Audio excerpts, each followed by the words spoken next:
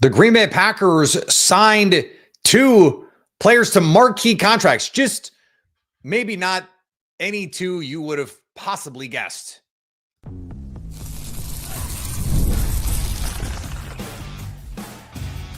You are Locked On Packers, your daily Green Bay Packers podcast. Part of the Locked On Podcast Network, your team every day. You are Locked On Packers, part of the Locked On Podcast Network, your team every day. I'm Peter Bukowski, and I cover the Packers for The Leap, a newsletter I would love for you to subscribe to. Follow me on Twitter, Peter_Bukowski. Follow the podcast on Twitter, Locked On Packers. Like us on Facebook. Subscribe to the podcast to iTunes, Spotify, Google Podcasts, wherever you find podcasts.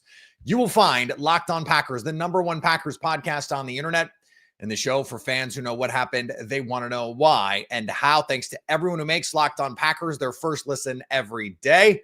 We hope you like starting your day with us as much as we like starting our day with you. The Green Bay Packers did nothing for the first few hours of the legal tampering period, and we saw Paulson Adebo come off the board. We saw DJ Reed come off the board. We saw teams out there moving, shaking, grinding, vibing. The Packers, meanwhile, lay in wait. And when they finally make a move, they sign 49ers guard Aaron Banks to a 4-year, $77 million deal. Now, they also signed Nate Hobbs. We'll get to Nate Hobbs coming up. Let's start here because this has such wide-ranging impacts on the Packers planning for the future. So let's just start with the player. Aaron Banks is a 3-year starter in San Francisco. He is 27 years old. He's 6'5", 325, and is a people mover in the run game. That is what you are getting with Aaron Banks. He is a solid player in pass protection, and he's a solid player overall. I believe, according to Pro Football Focus, the 33rd ranked qualifying guard out of 77 qualifying guards. 32 teams. Each team starts 2. Plus, some guys get hurt, and so they play a lot. So he is a down-the-line, bang-on, solid starting guard. By the way, Elton Jenkins graded 32nd out of 77. So right there.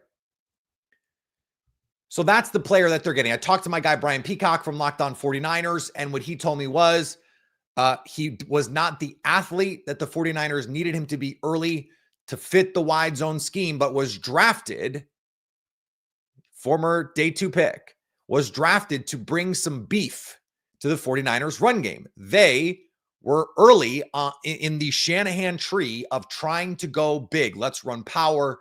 Let's run some of these gap scheme runs, not just the outside zone. The Packers were doing that last year. So you bring in Aaron Banks, big, physical football player. That's what you're getting in Aaron Banks. He is not going to change your life. But what he is going to do is free up the Packers to make a lot of decisions down the line. The money is what's going to upset people. 4 years, $77 million, so almost $20 million APY. Let me assure you, that is not the contract. And as we sit here and record, 8 o'clock on Monday night, Lambeau time, 8 Central, we still do not have the contract details. In fact, one of the few big money deals where we don't have guaranteed figures. But SpotTrack tweeted out that the only guaranteed money in the deal is going to be in that signing bonus, which we do not have numbers on. The Packers do not guarantee money past the first year. My guess is this is a 1-year and we'll see deal because all of the Packers contracts are 1 year and we'll see. Now, they can afford the cap hit now, But the idea that over the next 4 years, this guy is going to get all of that money, just probably not the case. Now, if he's good in a year or two, they'll probably move some money. These contracts are made for that. I'm not worried about the money. Robert Hunt last year got a 5-year, $100 million deal. This is what starting caliber guards in the NFL cost. Again, is he a world beater? No. This is the Billy Turner signing. But for much the same reason that Billy Turner ended up being incredibly valuable to the Green Bay Packers, what Aaron Banks allows the Packers to do, a left guard his entire career, Tom Silverstein already reporting, this means Elton Jenkins is going to center. I have said, someone found a tweet of mine from 2021 where I said this, so I appreciate whoever that was, that I think Elton Jenkins can be an all-pro caliber center. It is also, he is now the oldest member of your offensive line. It is a place where he can age gracefully because he's not going to have to take on Jalen Carter one-on-one on a consistent basis. We saw him, Milton Williams worked him for a pressure in that Eagles game before Elton Jenkins got hurt. I think this is the best thing, and I've been saying it for a year. Every Dayers remember that the best thing for the Packers is to have Elton Jenkins move to center. And so what you're hoping if you're the Packers is you're saying the fall off from Elton Jenkins at left guard to Aaron Banks, and according to Pro Football Focus's numbers, it's like negligible. I think it's more than negligible. But that fall off, such that it exists, is smaller than the upgrade that you're getting moving Elton Jenkins to center full time. And I think that is, if Aaron Banks just stays the same, going to be true because Josh Myers was a well below average center. He's playing the best football of his career stuff is nonsense. It was always nonsense. So now what do you have? Well, Zach Tom is your right tackle. He's going to get the bag for all of the reasons that I have mentioned previously that, hey, maybe you should start considering Rasheed Walker as a trade piece. You're not going to pay Zach Tom $20 plus million. You're already paying Elton Jenkins on an extension. You just gave Aaron Banks almost $20 million a year. You're not going to give Rasheed Walker starting left tackle money. Look at the money Dan Moore just got in free agency, and Rasheed Walker is a better player. So what this allows you to do if you're the Packers, now maybe you do. Maybe you do. I'd be surprised, but maybe you do. What this allows the Packers to do is say, okay, Jordan Morgan, between right guard and left tackle, go win one of those jobs. And the Packers certainly have a preference on which one they would like him to win. Sean Ryan will be less expensive if the Packers were to extend him and would be easier to replace. Jordan Morgan would be much more valuable to the Packers if he can be a starting left tackle and a good one as good as Rasheed Walker. So that gives them the flexibility to say, however this shakes out, we're comfortable with. And then you move forward with, let's say Jordan Morgan wins that left tackle job outright. I don't think that's beyond the realm of possibility. Now you've got a really good left tackle who is your backup as you get through the regular season. You have you have the best swing tackle in the league in Rasheed Walker. And maybe you flip him at the deadline to try and get something for him if Jordan Morgan's playing well. Maybe Jordan Morgan ends up being your right guard. And now you can extend Rasheed Walker. You extend Zach Tom this offseason. You extend Rasheed Walker next year. I mentioned that the Packers, they were paying David Bakhtiari and Brian Bulaga on extensions at the same time. So this would not be unheard of. Now, Zach Tom, not quite David Bakhtiari, Brian Bulaga, not quite Rasheed Walker in terms of quality. But it's not crazy when winning in the trenches is the way you're going to win in the NFL. Last point on this. Offensive line is a weak link system. The Packers just made their system stronger. You get Josh Myers out. You move Elton Jenkins to a place where I think he will age more gracefully. You replace Elton with a player that I think is better than Josh Myers in terms of pure quality and at a more valuable position. You have improved this offensive line. And if your offensive line had been intact in the playoff game, who knows what could have happened? Pressure was a huge story. Offensive line penalties with Kadeem Telfort and Travis Glover were a huge story. Now you've bulked up in the trenches. You still need to add something on the defensive side, trenches-wise. But the Packers took a step in bulking up their defense with Raiders corner Nate Hobbs. What's that about? What happened there? And what's going to happen with him moving forward? Let's talk about it next on Locked On Packers. Today's episode of Locked On Packers brought to you by our friends at Betterhelp. Taking care of your mental health can feel like a big investment, but it's just as important as taking care of your body. Traditional in-person therapy can cost anywhere from $100 to $250 per session, but with BetterHelp, you can save up to 50% per session. BetterHelp offers a flat fee for weekly online therapy sessions, making professional support more accessible and affordable. With over 30,000, therapists and over 5 million people help, it's the world's biggest online therapy platform. Therapy isn't just for tough times. It's a great tool for learning coping skills, setting boundaries. It can help you deal with crisis or with just someone to talk to. Your well-being is worth it. Visit betterhelp.com/lockedon to get 10% off your first month. That's BetterHelp, HELP.com/lockedon.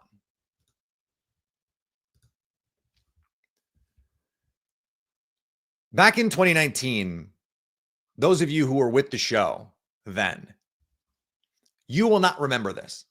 But for whatever reason, it stuck out to me enough at the time that it has stuck in my brain now.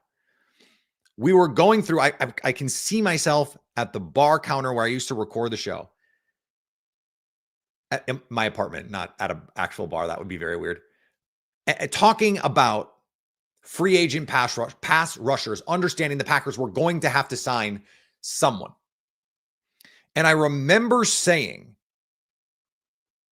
Zadarius Smith would be an obvious option, but I just assume the Ravens are going to re-sign him. And then they didn't, and you remember what happened. We had a similar conversation on the show. I was going through free agent options, and I threw his name out there, but I was just like, I don't know why the Raiders wouldn't just re-sign him. He's a young player, 25 years old, and is good. It is versatile. He is their boundary corner in base personnel and then moves to the slot in nickel. He was really their best corner. And they just let him walk out the door. I don't understand why they did that. Nate Hobbs has been a player that I have liked a lot going back to 2021.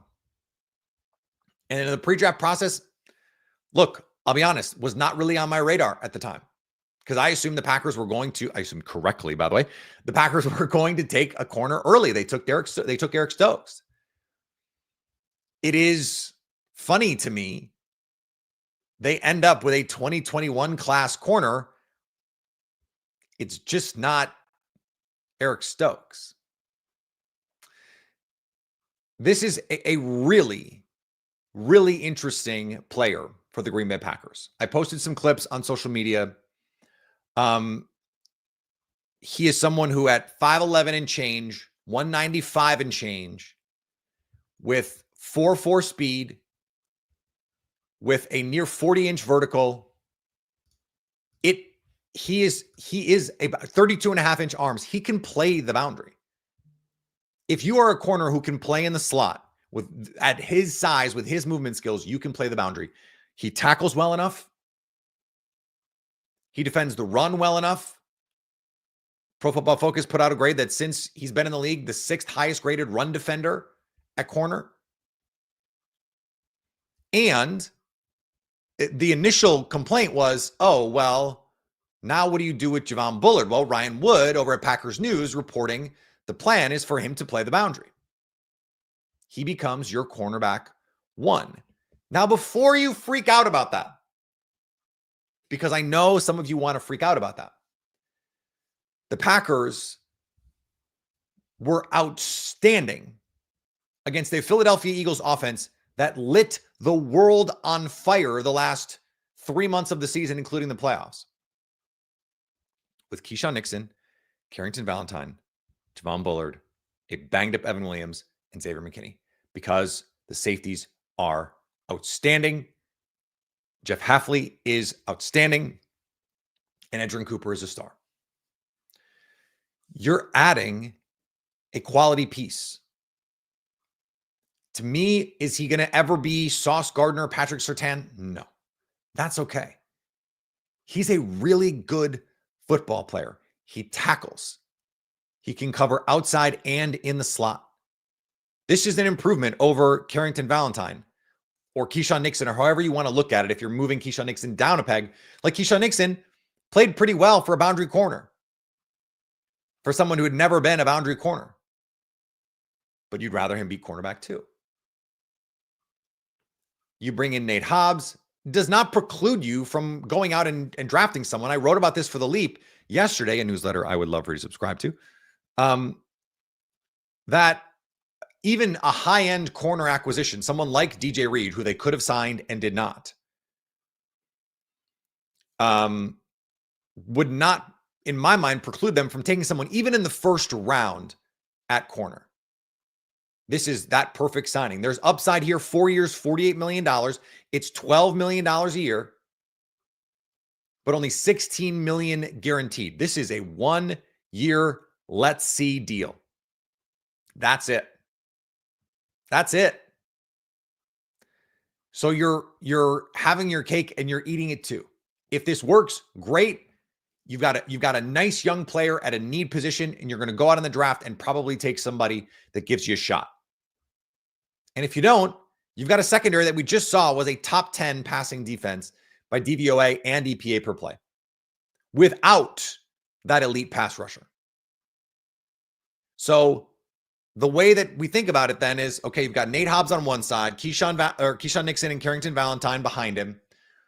Those are your boundary corners. Javon Bullard remains your nickel, but you could get creative if you wanted.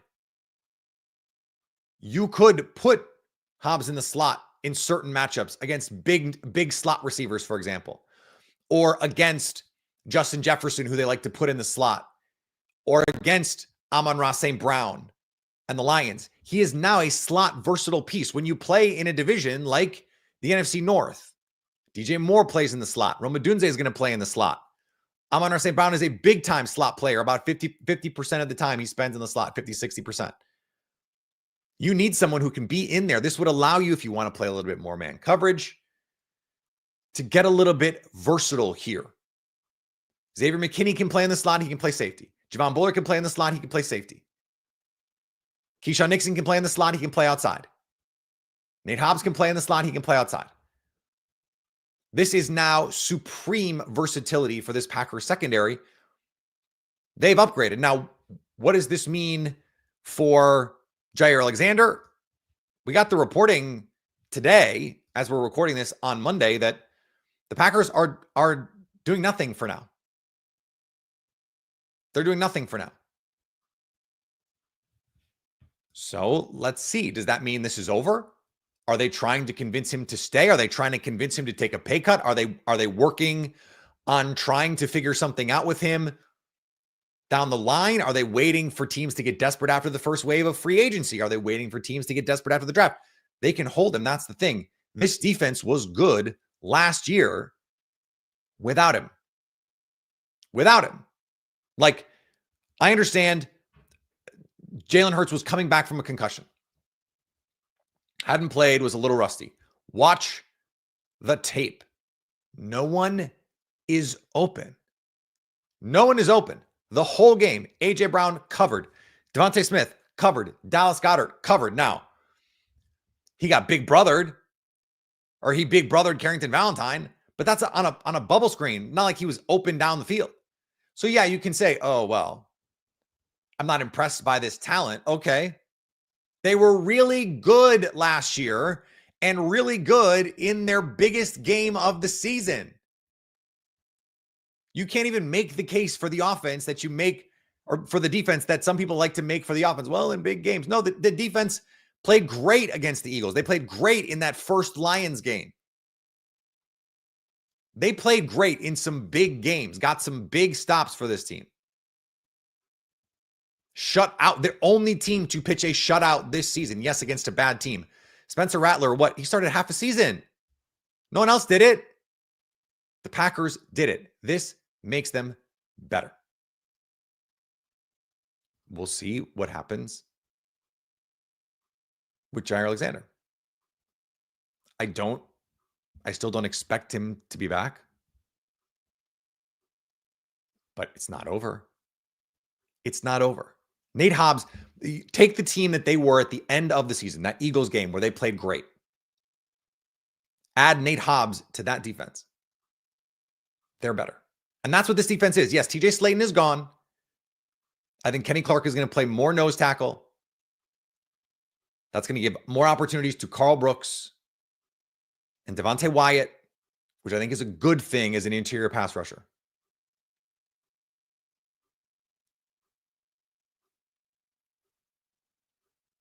But they still need pass rush help. And really the last free agent to fall just fell. As we're recording this, Chase Young re-signs with the New Orleans Saints. So now what do the Packers do? We'll talk about it next on Locked On Packers.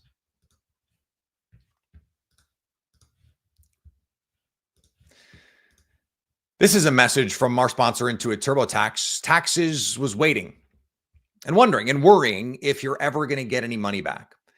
And then waiting, wondering, and worrying some more. Now, Taxes is watching as TurboTax experts could do your taxes as soon as today. An expert who gives your taxes their undivided attention as they work on your return while you get real-time updates on their progress so you can focus on your day. An expert who will find you every deduction possible and file every form, every investment, everything with 100% accuracy. Also, you can get the most money back guaranteed. No waiting, no wondering, no worries. Now this is Taxes. Get an expert now on TurboTax.com. Only available with TurboTax Live full service. Real-time updates only in the iOS mobile app. See guaranteed details at TurboTax.com/guarantees. So as we're recording this, Chase Young is the last real meaningful pass rusher on the board here. A 3-year, $51 million deal with a chance to get to $57 million. That's a lot. That's a lot. Maybe the Packers would have done that. Maybe they wouldn't. That is a good deal. I like that deal. I like the Josh Sweat deal. I would have done the Josh Sweat deal. I would have done the Josh Sweat deal in place of the Aaron Banks deal. I would have done the DJ Reed deal. I would have done the DJ Reed deal in place of the Nate Hobbs deal, but I will say I would have done the Nate Hobbs deal over the Charvarius Ward or Carlton Davis deal. Okay.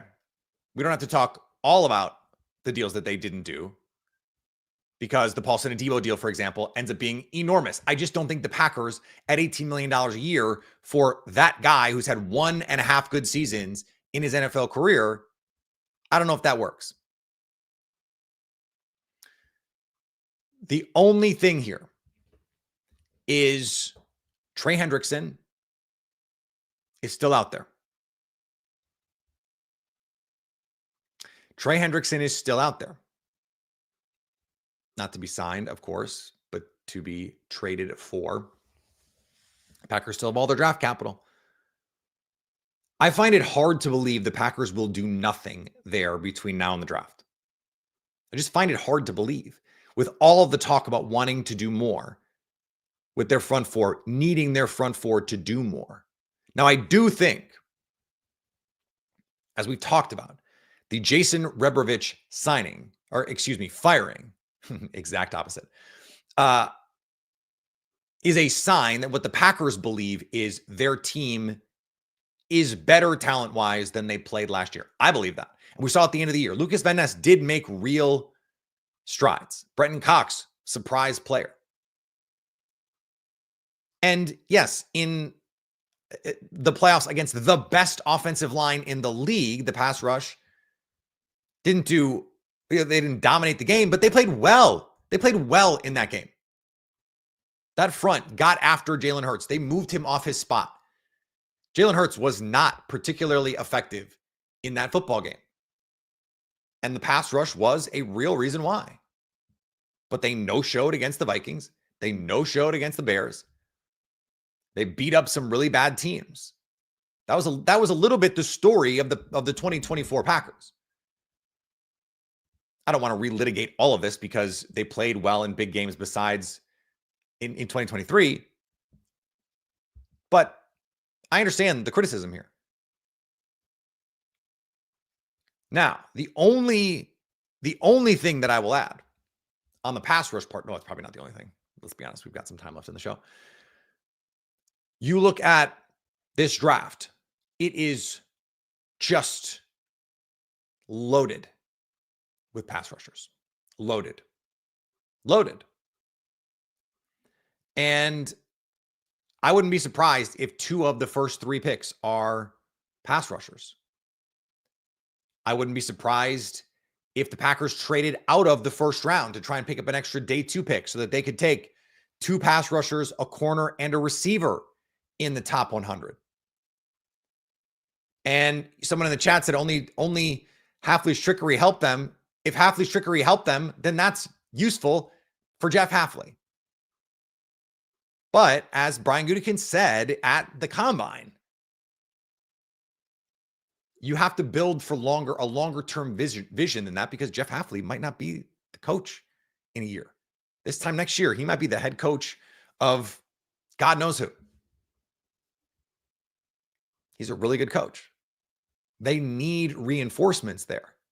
But they are also already paying Rashawn Gary $24 million a year. They are also already paying Kenny Clark. Can they afford another top of market number like Trey Hendrickson, or would they prefer to build through the draft? I think they need another nose tackle. I think they need a long-term nose tackle. Someone like Kenneth Grant at Michigan is, to me, the perfect guy. Derek Harmon, another guy. Now, not a nose tackle, but a 313. He is like not Carl Brooks, who's a little undersized. And a 3 technique, a penetrator, a pass rusher. I think Derek Harmon can give you both, anchor in the run game and be a penetrator. And I don't think you need a true nose tackle all the time, but you need someone. TJ Slaton got $8 million a year. That was a real contract that he got in Cincinnati.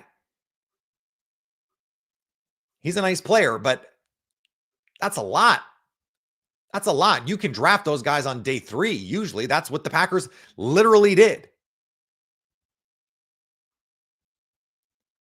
So I think part of the pass rush plan is going to be to have Kenny Clark play that nose tackle more, to give Devontae Wyatt and Carl Brooks more pass rush opportunities from that 3 technique. I'd like to see Lucas Van Ness in some package rush a little bit more as an interior rusher. I think that would suit him. If you can get Brenton Cox, Lucas Van Ness, Devontae Wyatt or Carl Brooks, and Rashawn Gary on the field to rush for a little NASCAR package, that'd be great. That'd be great. They have some versatility there. If you're going to leave a big item unchecked coming up to this draft, the pass rush is the thing because of the guys in this draft.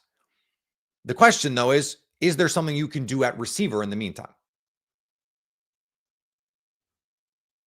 Or are they just content with internal development?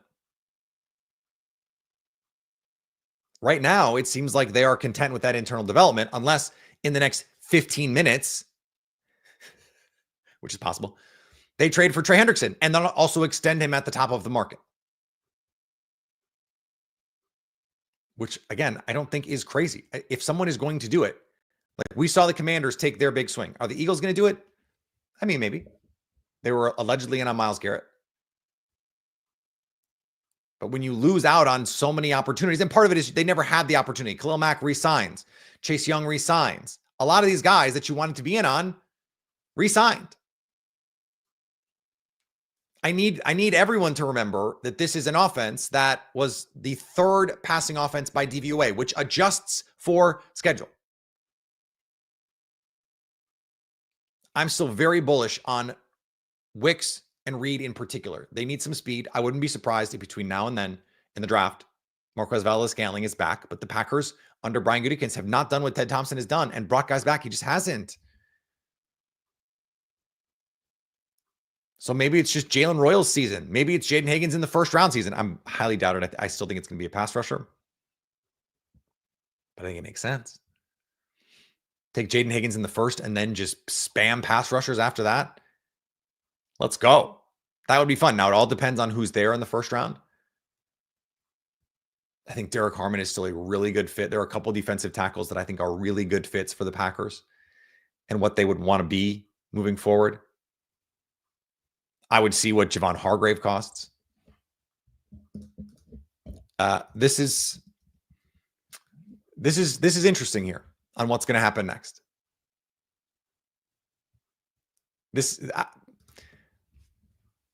I thought it'd be a little bit more. I'll be honest. I thought the urgency would be higher. But if you go back through the track record, the Packers, when they add NFL players, they're really good at this. Jimmy Graham is the notable miss. 2019, they went 5 for 5. They added some, low-end guys. Christian Kirksey was a worthy gamble, but that's what it was. The next guy that they gave real money to from the outside really was Xavier McKinney and Josh Jacobs. When they swing big, they hit. So they swung big on Aaron Banks. They swung medium on Nate Hobbs. By the way, when we get the real numbers, I'm telling you, it will not look like a big swing on Aaron Banks.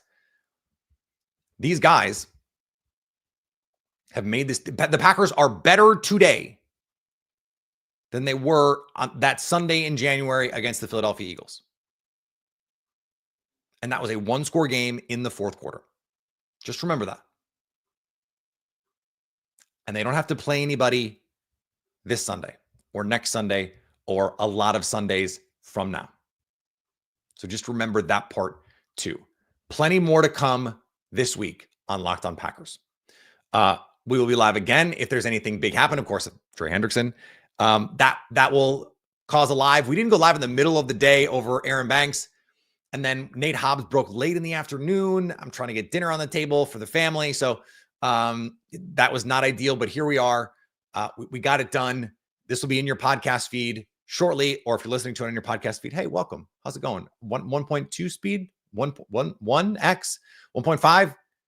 Are any of you crazy enough? Are any of you psychopathic enough to listen to me at 2x? Come on. 2x? Hit me up. Hit me. I need to know. I need to know if anyone listens to me at 2x. That would be unhinged behavior, and I would appreciate you because I listen to everything at 2x. Back tomorrow. Follow me on all the social medias. So, at those of you on the live stream right now, Monday, this is the Tuesday podcast.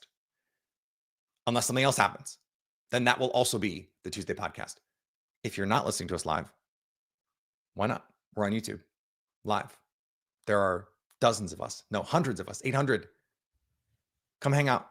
Come hang out. Follow me on all the social medias. Subscribe on our YouTube page because we're going to do this again. Probably. Subscribe to the podcast wherever you get podcasts so you can stay locked on Packers.